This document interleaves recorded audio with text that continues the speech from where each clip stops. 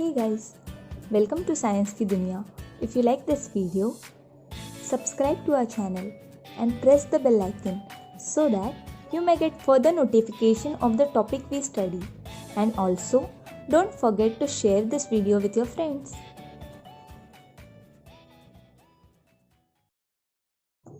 Today we will be studying work and energy. Many of you were requesting for this chapter. Sorry for the delay. So, see the picture. What are the actions that you can see in the picture? So, one boy is shooting an arrow by his bow. One girl is lifting her bag. The other boy is pushing a tire with the help of a stick. The second girl is pulling a box. One man has lifted up a log of wood on his shoulder. The nail is being hit by a hammer. The sponge is being pushed by a finger. So, in all of this, is there any force applied? कुछ ताकत apply हो रही है जब action हो रहा है? तो आंसर है यस. जब भी कोई एक्शन होती है फोर्स अप्लाई होता है. So yes, in every action a force is been applied. So in the various actions in the picture, the object changed its original position. Is it true? So yes, except for the nail and the sponge, all objects have their original position. This is the answer of your questions. So हम कहेंगे कि जब भी कोई force एक object पे apply होता है तो वो डिस्प्लेसमेंट मूवमेंट शो करता है. मीन्स वो एक जगह से दूसरे जगह पे मूव होता है. जब भी कोई ऑब्जेक्ट पे फोर्स होता है it shows displacement.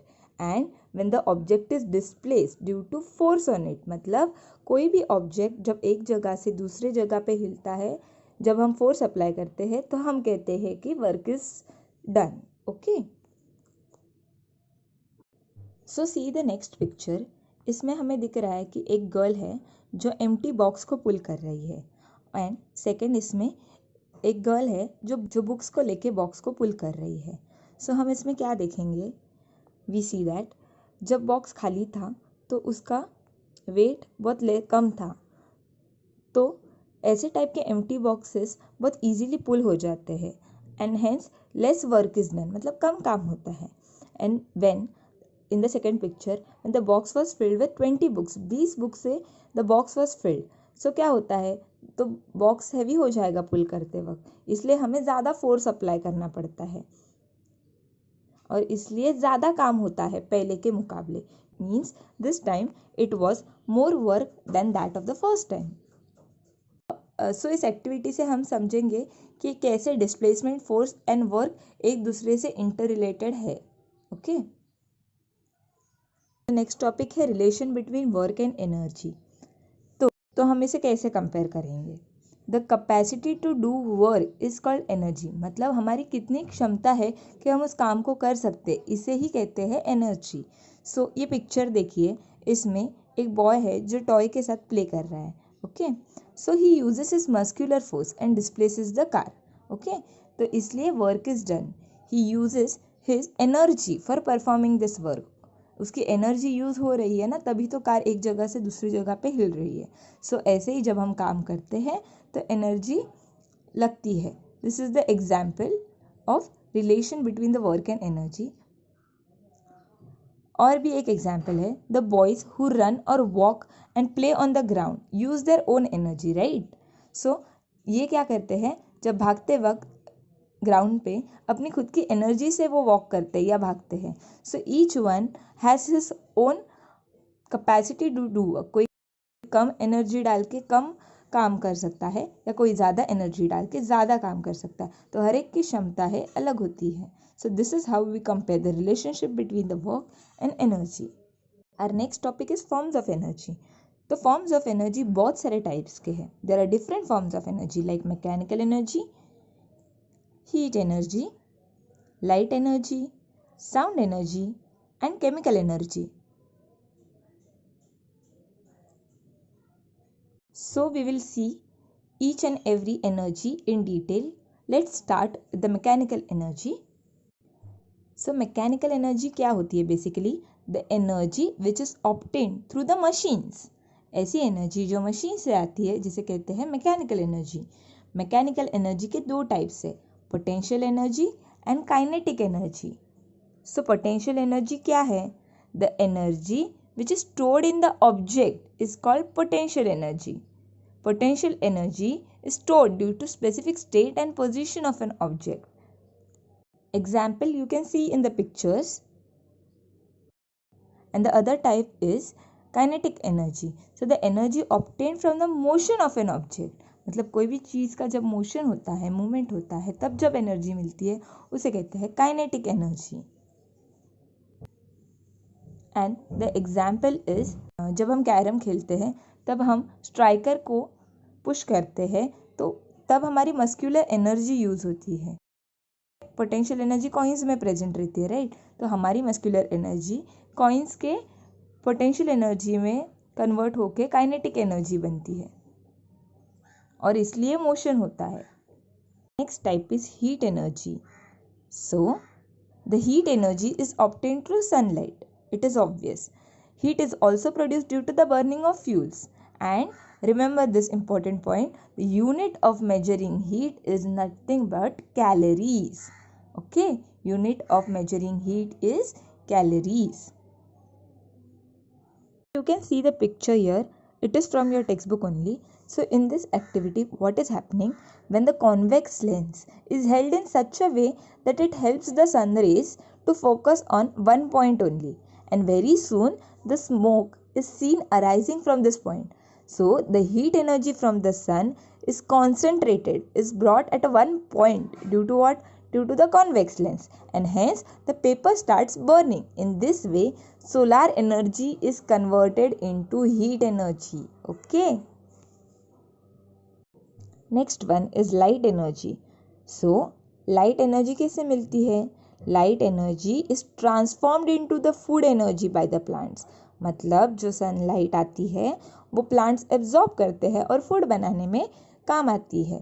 So they perform function of photosynthesis. मतलब प्लांट्स क्या करते हैं? फोटोसिंथेसिस करते हैं, जो सनलाइट यूज़ करके अपना स्टार्च बनाते हैं, अपना फूड बनाते हैं. सो this is all about light energy.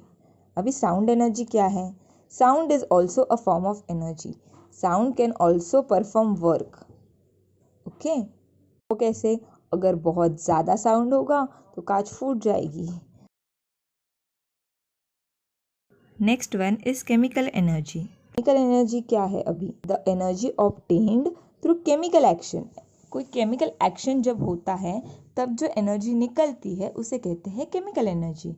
अभी कैसे बनती है केमिकल एनर्जी? जब कंबशन ऑफ फ्यूल्स होते हैं, फ्यूल और chemical action in the lead batteries produces electric energy. Batteries में केमिकल एक्शन होता रहता है लेड के बीच में, तब क्या होता है? उसके वजह से ही, बैटरीज की वजह से हमें इलेक्ट्रिकल एनर्जी भी मिल रही है. और the fire crackers when ignited produce heat. मतलब जब फायर क्रैकर्स जलाए जाते हैं हमें हीट मिलता है, हीट प्रोड्यूस होता है, साउंड प्रोड्यूस होता है, लाइट प्रोड्यूस होता है, केमिकल एनर्जी प्रोड्यूस होती है एक ही टाइम पे. So this is an example.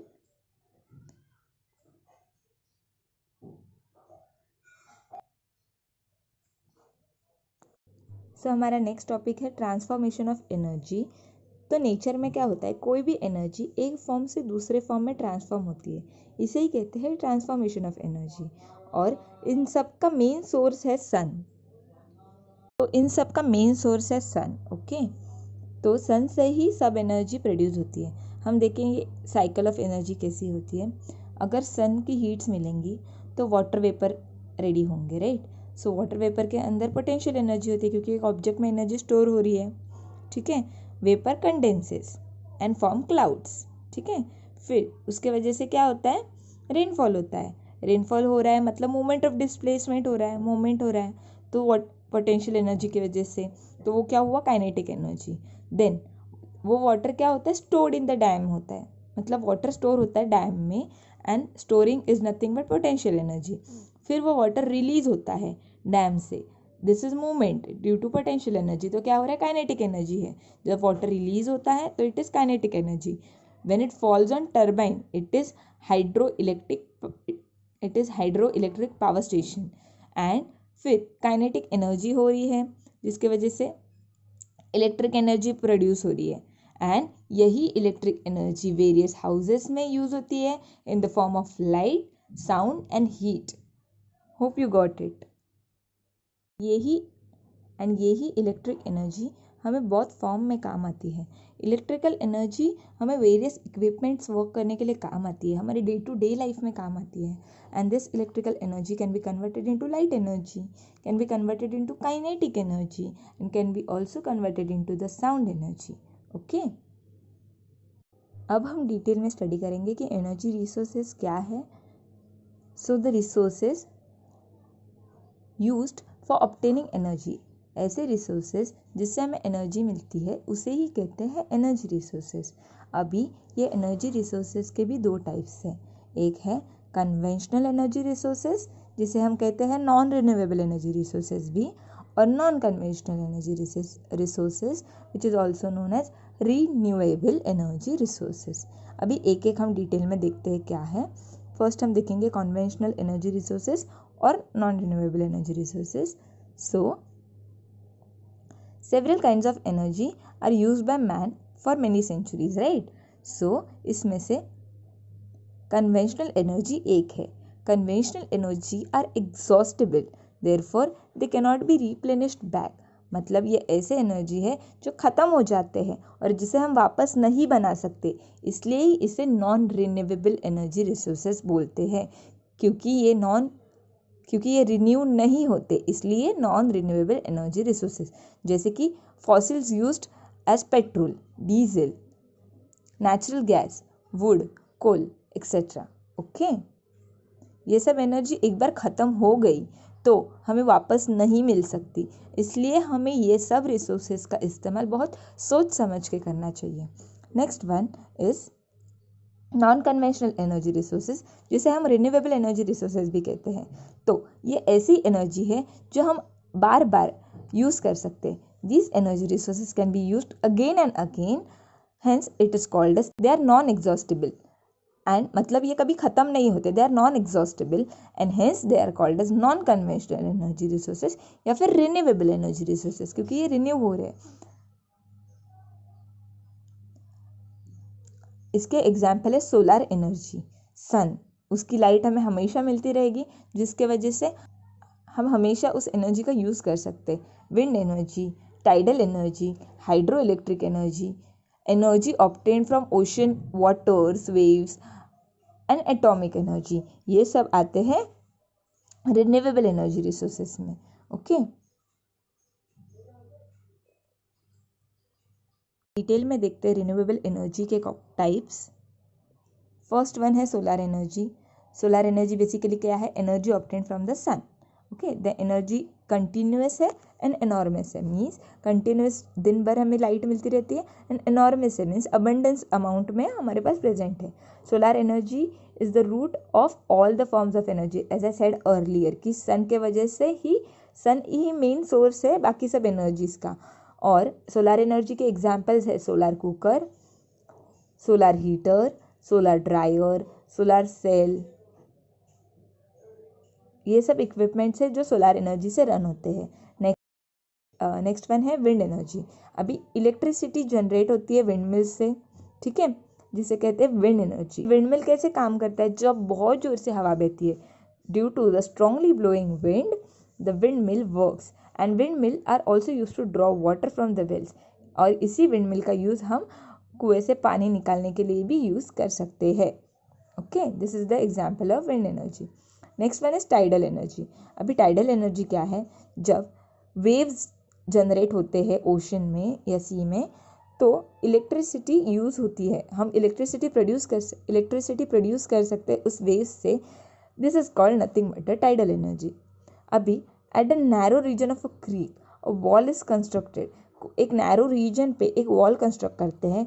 The turbine of generator is fitted there in the wall and it rotates due to the waves of high and low tide. Okay, this rotation of turbine, ये turbine means जब waves आती है high Tide या low tide, तो ये जो turbine fit किया है ये रोटेट होता है, इस रोटेशन से ही इलेक्ट्रिसिटी प्रोड्यूस होती है।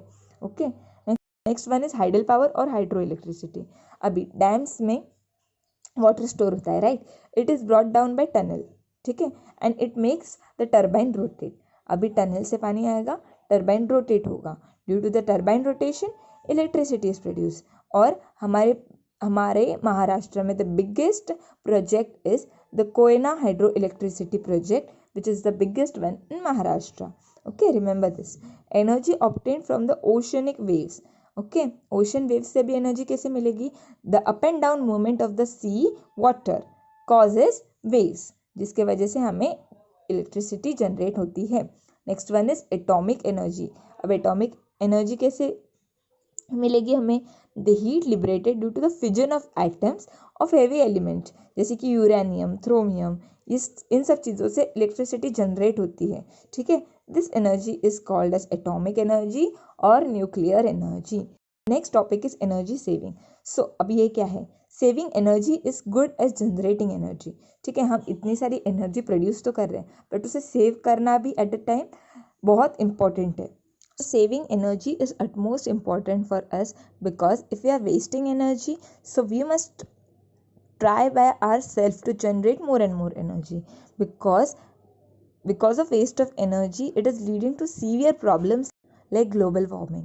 Okay, next topic is green energy. So the energy resources that do not produce smoke and carbon dioxide and carbon monoxide, these are called green energy resources.